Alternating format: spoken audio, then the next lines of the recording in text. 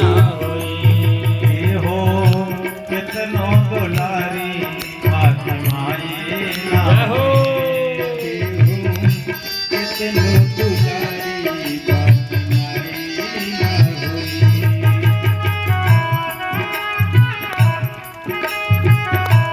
हरि बोल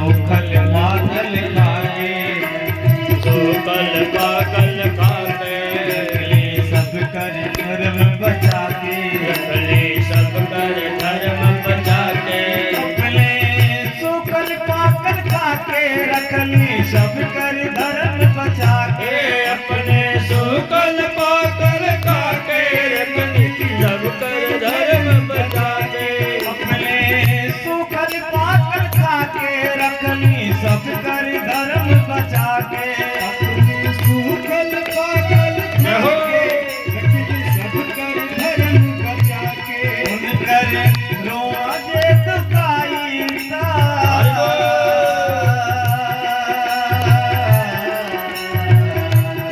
उनकर रोआ जे दुखाई भलाई ना होई हो भलाई ना होई हो केतन दुलारी बाकी माई ना होई हो केतन दुलारी बाकी माई ना होई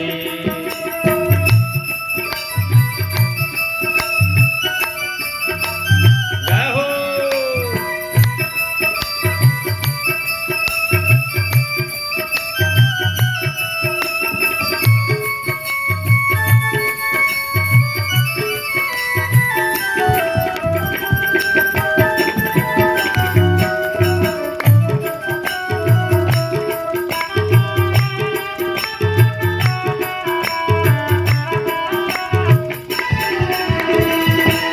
रुपया पैसा लाख कमैबा या पैसा लाख कमैबा सुंदर रंग महल बनवैबा सुंदर रंग महल बनवैबा रुपया पैसा लाख कमैबा सुंदर रंग महल बनवैबा रुपया पैसा लाख कमैबा सुंदर रंग महल बनवैबा रुपया पैसा लाख कमैबा सुंदर रंग महल बनवैबा रुपया पैसा लाख कमैबा सुंदर रंग महल बनवैबा कर सेवा से बढ़कर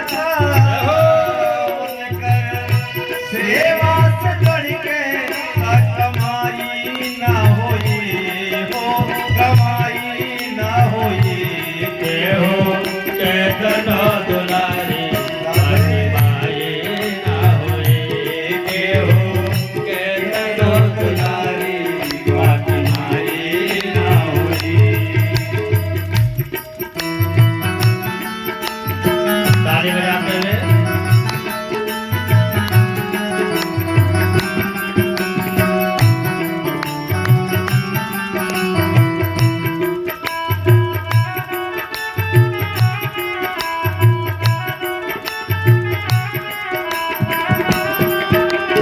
हरि बोल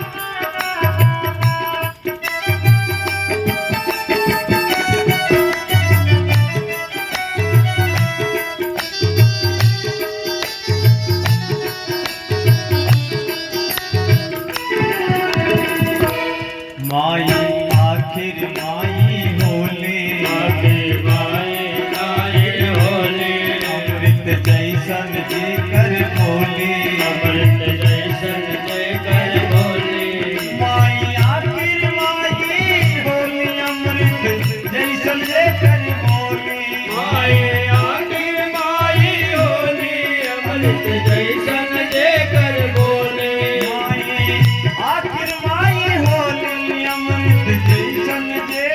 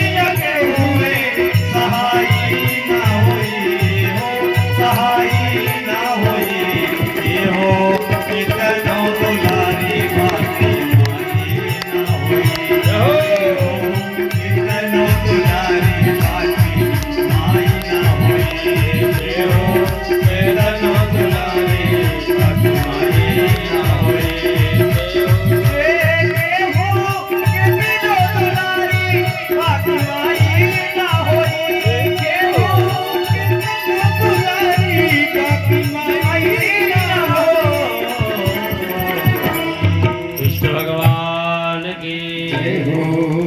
तो नारद जी महाराज देखिए भक्ति मैया के ऊपर कृपा करके झोली में हाथ डाले तो सनक सनंदन भगवान की महिमा है, गुरु की कृपा है, दवा देना आरंभ कर दिए।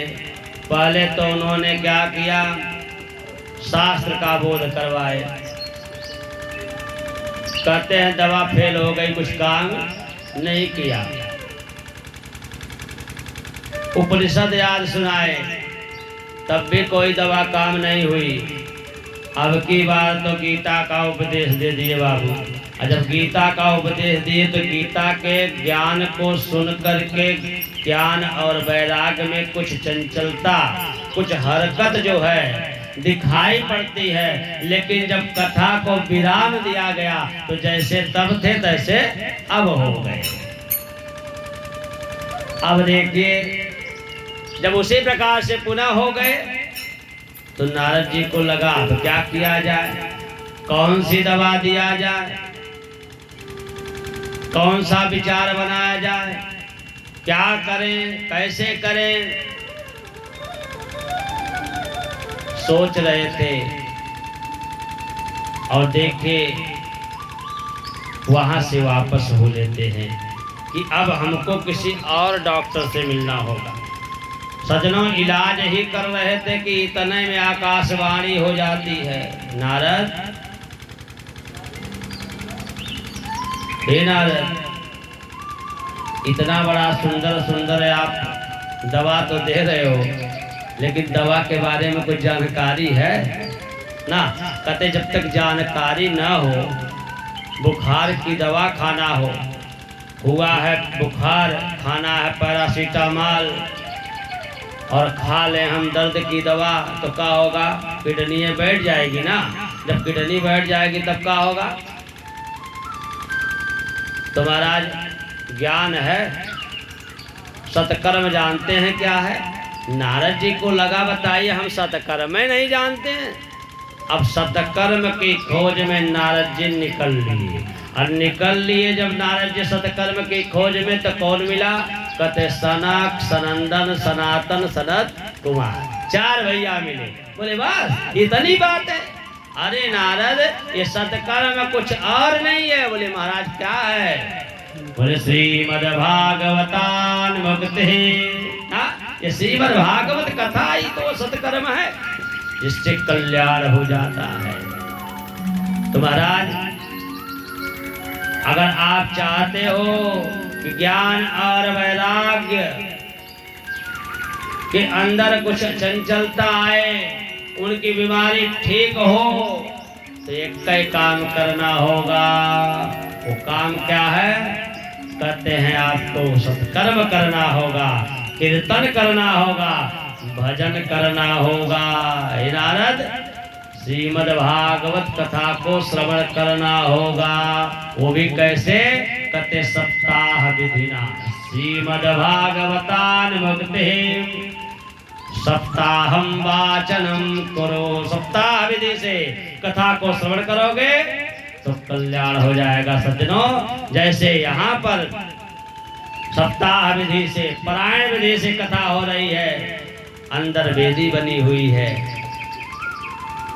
और ब्राह्मण देवता वहां पर भागवत पुराण का पारायण कर रहे हैं। इस विधि से जो कथा श्रवण करेगा, हे नारद, उसी का कल्याण होगा। यत फलम नास्ति तपसाम, जो फल तपस्या से नहीं मिला, न योगेन समाधिना, जो फल योग रमाने से नहीं मिला, तद फलम लभते सम्यक कलौ केशव कीर्तनात्। नारद, वही फल इस कलयुग में कैसे मिलेगा, भगवान का गुणगान करके मिलेगा।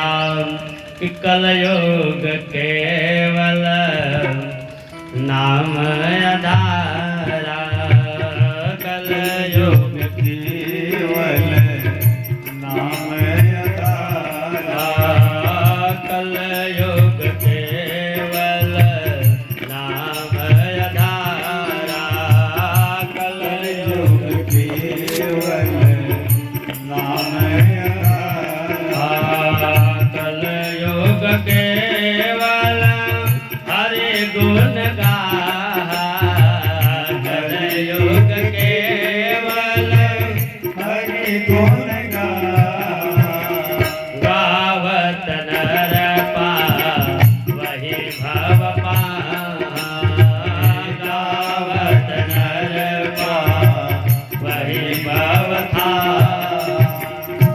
कलयुग केवल नाम आधारा, सुमिर सुमिर नर उतरत पारा। तो अगर पार लगना है तो भगवान का गुणगान करना होगा। नारद जी भगवान देखे आज श्रीमद् भागवत कथा बद्रिका धाम की पावन धरा पर जो है श्रवण कर रहे हैं सज्जनों। सुंदर भागवत पुराण को आज वह श्रवण कर रहे हैं। अब प्रश्न यह उठता है कि नारद जी महाराज किसी के द्वार पर अगर समय दिए हैं तो कितना समय दिए हैं? कहते गैया को दोहन करने में जितना समय लगता है, दूध निकालने में जितना समय लगता है दोहन में, उतने समय नारद जी किसी के द्वार पर रुकते हैं। अब सोचिए इतने दिन इतने समय रुकते हैं और कथा कितनी है? 7 दिन की, सप्ताह विधिना ना। अब कैसे सुना जाए? कहते ऐसे अस्थिर नारद ना, जो अस्थिर हैं वह स्थिर होकर के 7 दिन की कथा कैसे सुनेंगे सज्जनों? जब भगवान की कृपा होगी तब ही सुनेंगे। आज भगवान की कृपा नारद जी पर हुई और नारद जी पर जब कृपा हुई तो नारद जी भगवान की महिमा से देखे श्रीमद् भागवत पुराण की कथा को बद्रिका धाम की पावन धरा पर कथा को श्रवण किए और बुलाते हैं। कथा में बुलाया गया, किसको बुलाया गया? ज्ञानम प्रबुद्धताम शीघ्र रे वैराग्यम प्रबुद्धताम। हे वैराग्य, हे ज्ञान, आओ तुम भी चलो। कहाँ चलो? श्री धाम वृंदावन में चलो, श्री धाम बद्रिका धाम में चलो, नए विसारण में चले हो, अरसिया गांव में चलो जहाँ भागवत कथा चल रही है, वहाँ कथा श्रवण करो। जब कथा श्रवण करोगे तो बाबू आपका जो रोग व्याधि है ना वो दूर हो जाएगा। हरि स्मृति सर्व विपत्ति विमोक्षणम। गोविंद की स्मृति करने से सारे विपत्ति का क्या होता है? विनाश हो जाता है। इसलिए चाहते हो अगर कल्याण तो कथा श्रवण करो। नारद जी ने कहा महाराज कथा श्रवण कर लिए, अब कथा श्रवण का लाभ भी देख लिए। ज्ञान और वैराग्य जो है क्या करते हैं? कथा में ही आकर अपनी मैया भक्ति के साथ ताता थैया करके कहते हैं भजन करते हुए बद्रिका धाम की पावन धरा पर ज्ञान वैराग्य के साथ जो है नृत्य करने लगी और गाना गाने लगी। श्री कृष्ण गोविंद हरे मुरारे, हे नाथ नारायण वासुदेव ना। भगवान का भजन करने लगी भक्ति और ज्ञान वैराग्य के साथ। भक्ति मैया स्वयं भगवान का भजन करने लगी कि भक्ति सुतो तो तरणौ गृहीत्वा भक्ति सुतो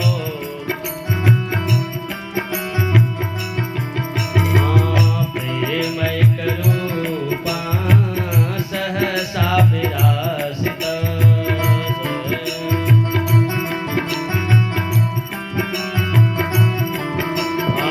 श्री कृष्ण गोविंद हरे मुरारे, श्री कृष्ण गोविंद हरे मुरारी, नादेति नामा विमोर बदन्ते।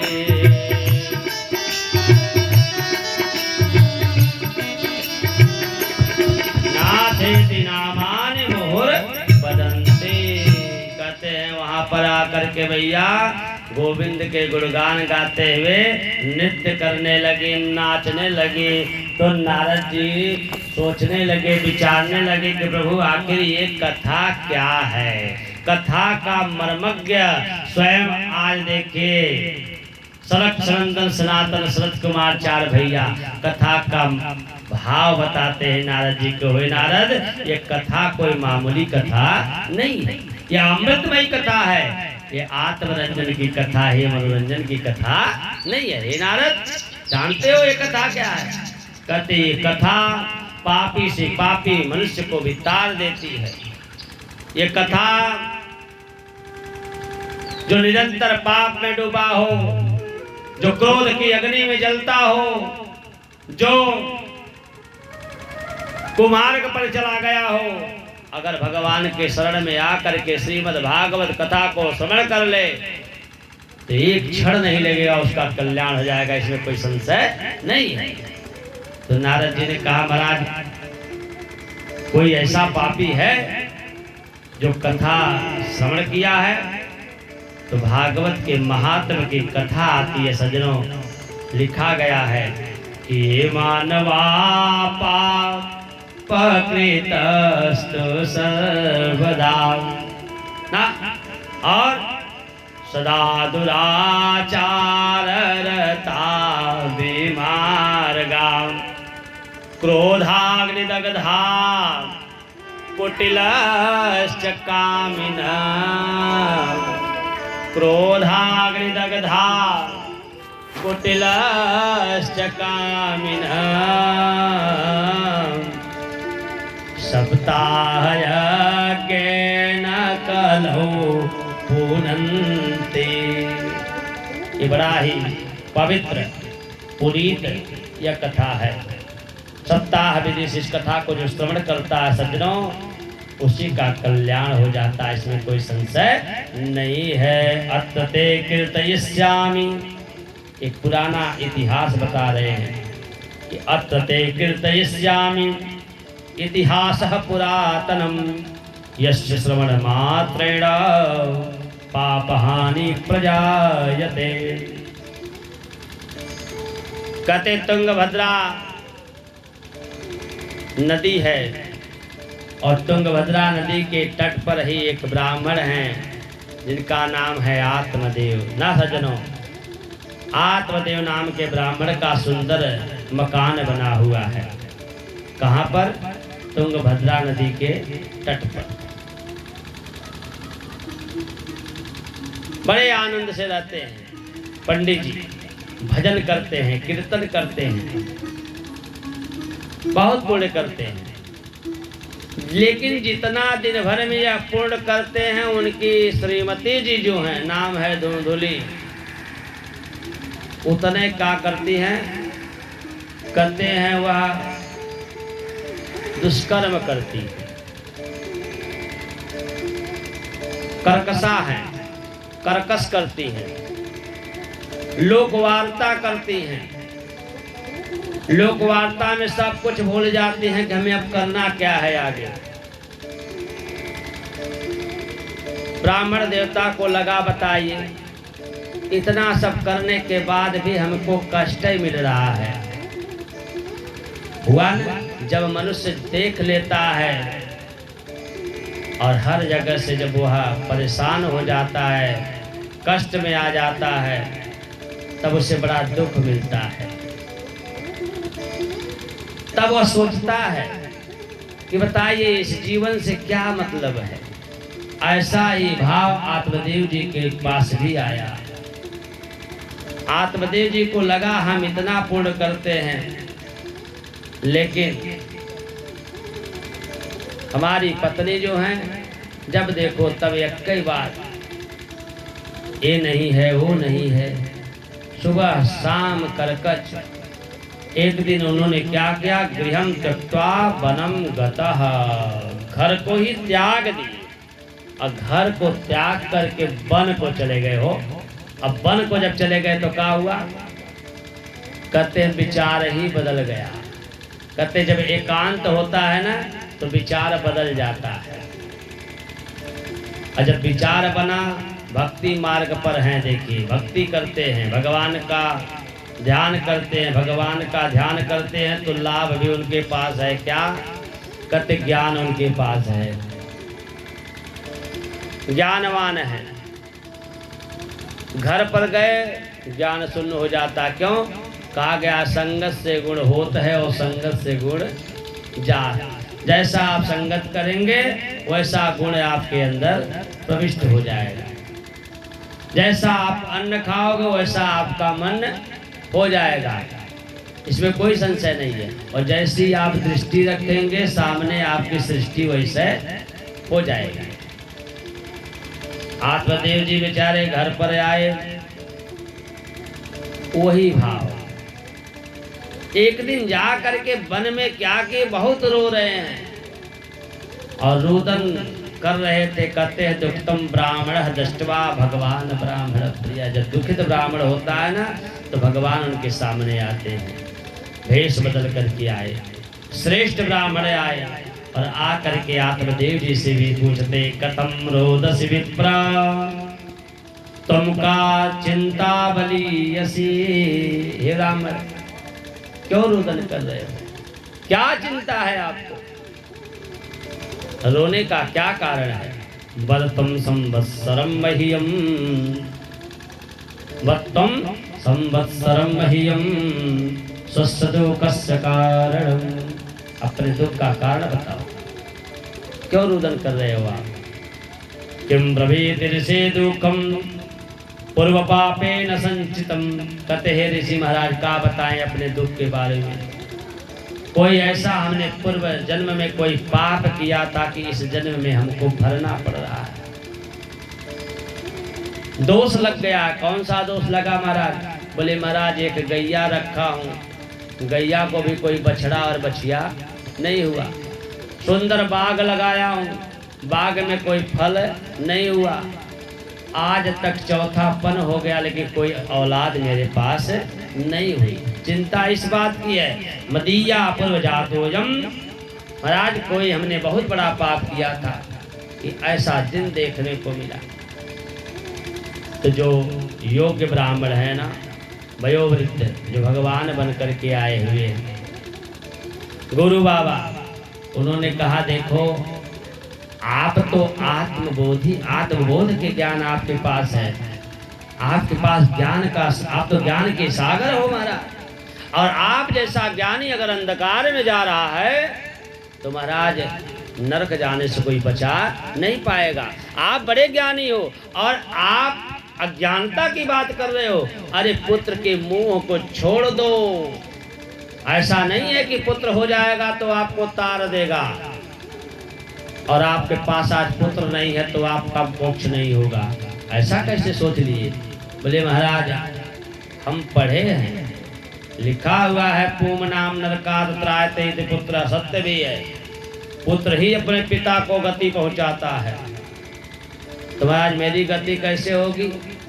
बोले भक्ति मार्ग से ही गति बन जाएगी, इसमें कोई संशय नहीं है। इसलिए आप भक्ति मार्ग को चुन लीजिए, कल्याण हो जाएगा।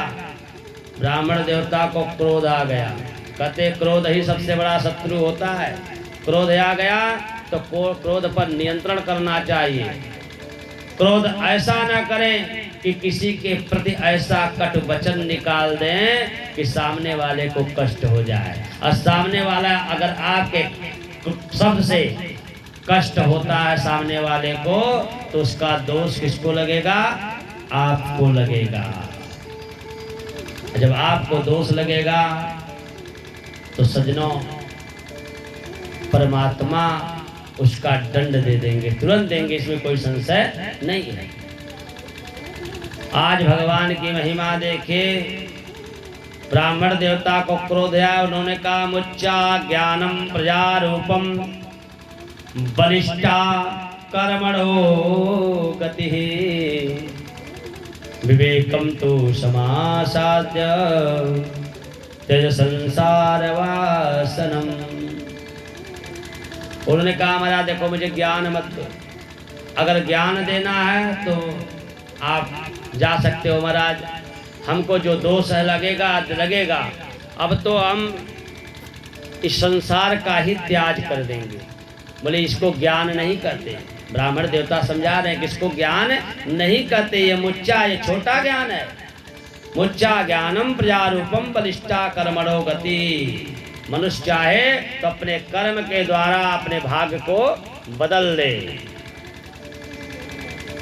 इसलिए महाराज कर्म करो, आप कर्म करोगे तो कर्म का लाभ है आपको मिल जाएगा, इसमें कोई संशय नहीं है। विवेकम तो समासाद, यह विवेकवान पुरुष की वाणी नहीं है।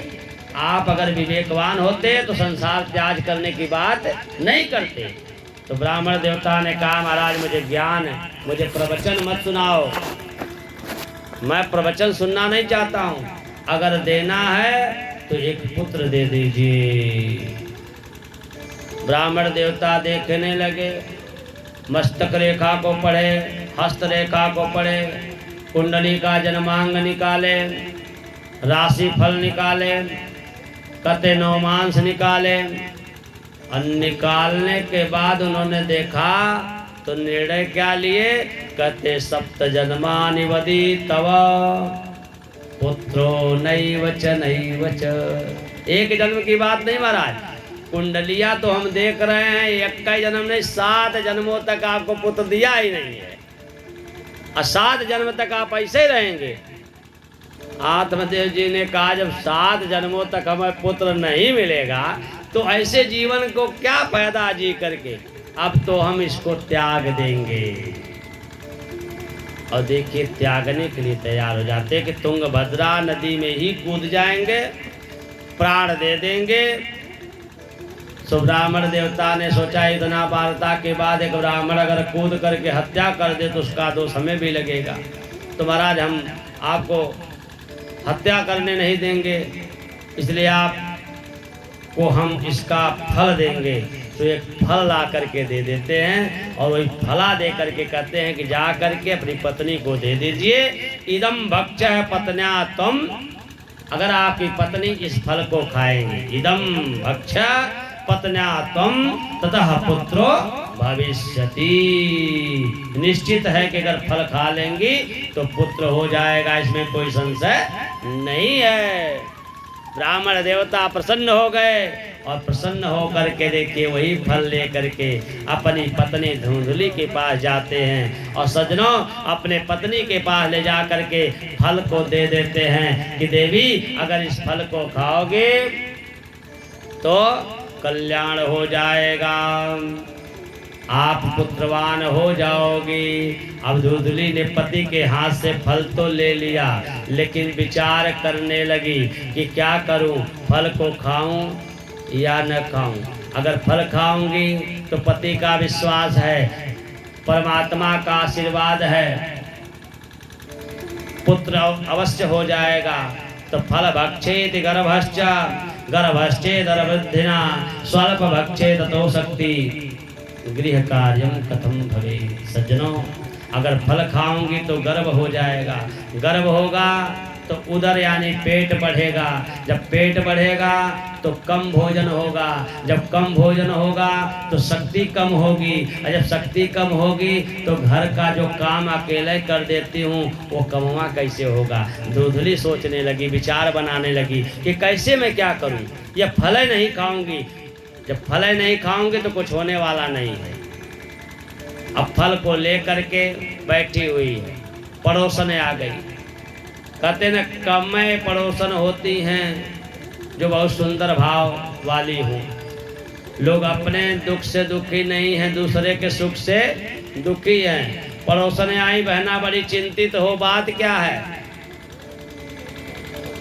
तो धुंधली ने कहा बहना क्या बताएं, हमारे पति एक फल लेकर के आए हैं। तो बोले फला लेकर के आए हैं, अगर फला को खा लूंगी तो पुत्रवान हो जाऊंगी। पड़ोसिन ने कहा बहना ये तो अहोभाग्य है, अगर आप फल खा लो पुत्रवान हो जाओगी, ये सुंदर बात है, आप फल को खाओ। धुंधली ने कहा बहना क्या बताऊं, इस फला को खाऊंगी तो भोजन मेरा कम हो जाएगा। हाँ बहन बात तो सत्य है, भोजन कम हो जाएगा। बोले घर का कार्य कैसे होगा? बोले घर का कार्य तुझे कहाँ करना है? कहते जब लल्ला होता है ना तो ननद को कुछ देना पड़ता है, ननद रानी पहले में आ जाती हैं, हाँ लेने के लिए कहा, कहते नेग, तो जब नेगवा देना है तो कुछ काम करवा लेना। तो ऐसा करो पहले ही बुला लो कुछ, और काम करवा करके तब नेग देना। धुंधली कह रही है बहना बतिया तो सही कर रही हो, लेकिन मेरी ननद जो महा चोटी न है पूरा घर में साफ कर देगी, कृष्ण भगवान की पूरा घर ही साफ कर देगी, हम तो उसको नहीं बुलाने वाले हैं। तब बोले बहना कोई और उपाय बताओ। बोले बहन कोई उपाय नहीं, फल खा लो। बोले बहन अच्छा एक बात बताओ, मैं सुनी हूँ कि जिस स्त्री को पुत्र होने वाला होता है वह कहीं जा नहीं सकती, मतलब दौड़ नहीं सकती, भाग नहीं सकती। बोले बहन तुझे कहाँ दौड़ना है भागना है? अरे बोले बहन कब दौड़ना पड़े कब भागना पड़े कौन जानता है, घर में आग लग जाए भूकंप आ जाए ना, कब भागना पड़े कब दौड़ना पड़े कौन जानता है। अरे बहन क्या सोच रही हो, फल खाओ। बोली बहन एक बात और बताओ, मैं सुनी हूँ कि व्यास जी की पत्नी के गर्भ में स्वयं सुखदेव जी महाराज 12 वर्ष रह गए। पड़ोसन ने कहा बहन कथा के द्वारा हम भी सुने हैं 12 साल थे। बोले कैसे आए थे? बोले प्रसाद से आए थे।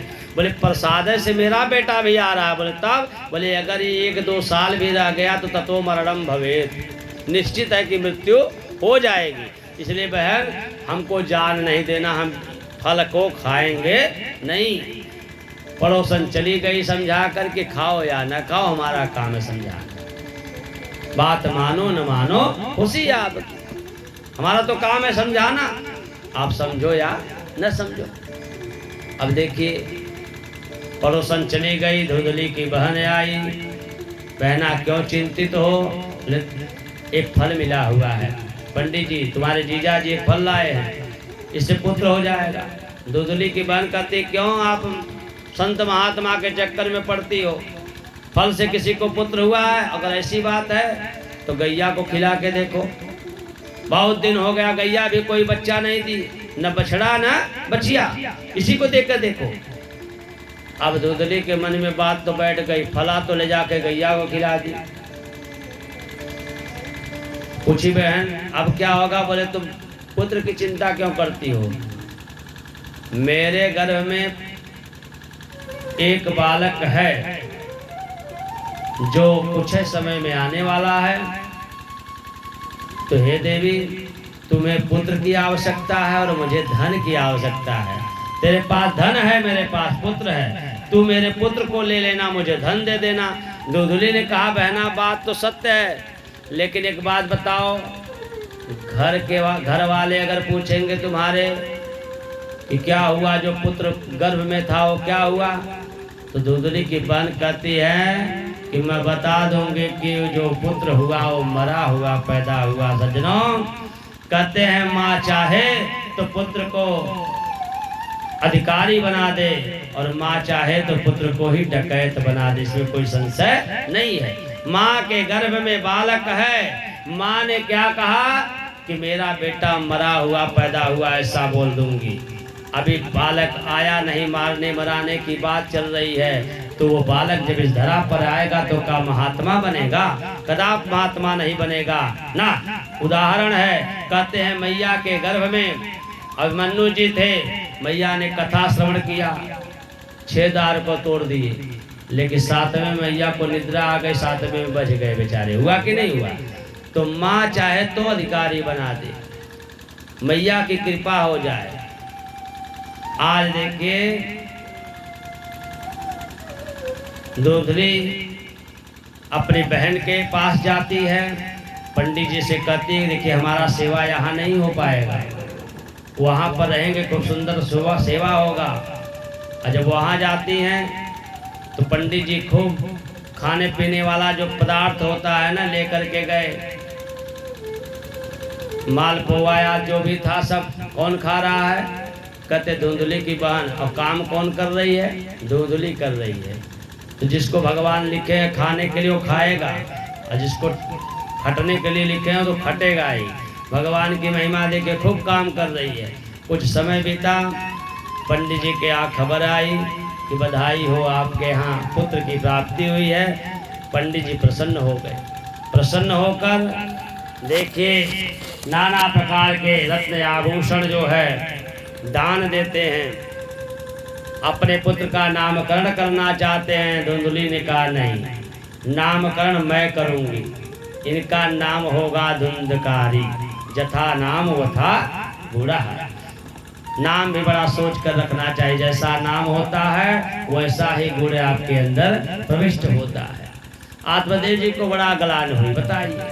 एक तो एक खुद अपन धुंधली थी, परेशान करके रखी थी, अब एक धुंधकारी आया है, क्या होगा राम जाने। और जब घर पर वापस आ रहे थे तो क्या देख रहे हैं, गैया को प्रसव हो रहा है। और जब गैया को प्रसव हो रहा है तो सर्वांग सुंदर वह शरीर है, बालक पैदा हुआ गैया से, सर्वांग सुंदर है, लेकिन गैया से अवतरण होने के नाते उसका कान जो है गाय का है। और देखिए उसका नाम रखा गया गोकर्ण महाराज के। ये न काले न जातौ तरणौ तनया मम गोकर्ण पंडितो ज्ञानी धुंधकारी महाखल। कहते पंडित जी हो गए, ज्ञानी हो गए, विद्वान हो गए, कौन? गोकर्ण जी महाराज, लेकिन धुंधकारी बहुत बड़ा दुष्ट निकला। सज्जनों, जैसे जैसे उसका कद बढ़ता है उसी प्रकार से उसके अंदर जो है पाप जो है बढ़ने लगा। सबका वह कहते हैं अनादर करने लगा। एक दिन तो आत्मदेव जी का ही अनादर कर दिया, आत्मदेव जी को ही अपमानित करने लगा। आत्मदेव जी को लगा बताओ ऐसे ही पुत्र को प्राप्त करने के लिए मैं अपने शरीर का त्याग करने जा रहा था, बताओ ये बेटा आज मारने के लिए तैयार हो रहा है ना। पिता को कष्ट हो गया। कहते ना कि हर बात को तुम भूलो भले, माँ बाप को मत भूलना। हर बात को तुम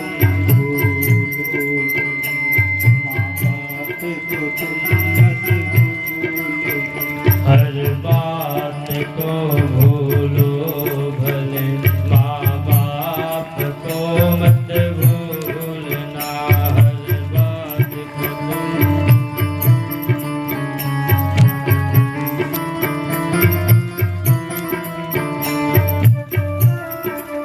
एक नहीं कई उपकार हैं, उपकार इनके लाखों हैं, इस बात को मत भूलना। उपकार इनके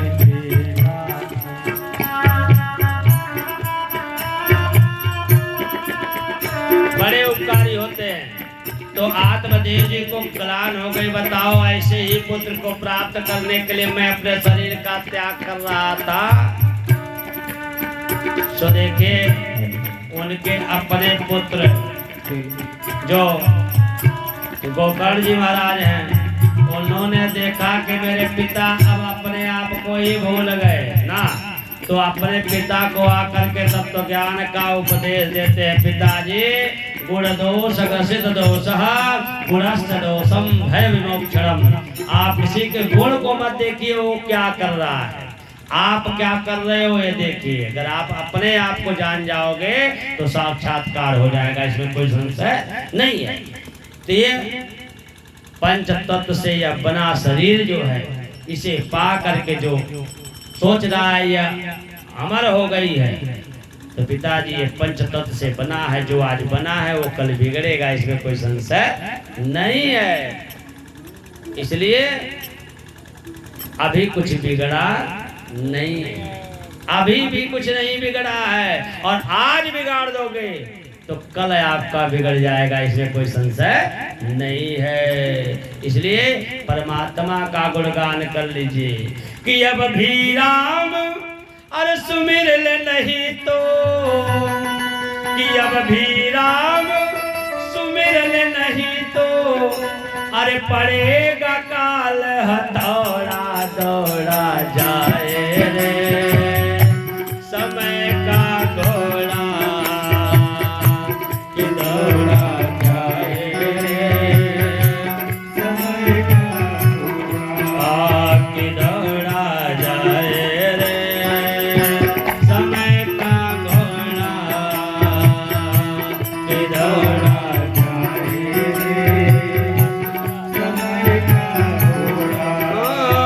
राम नाम से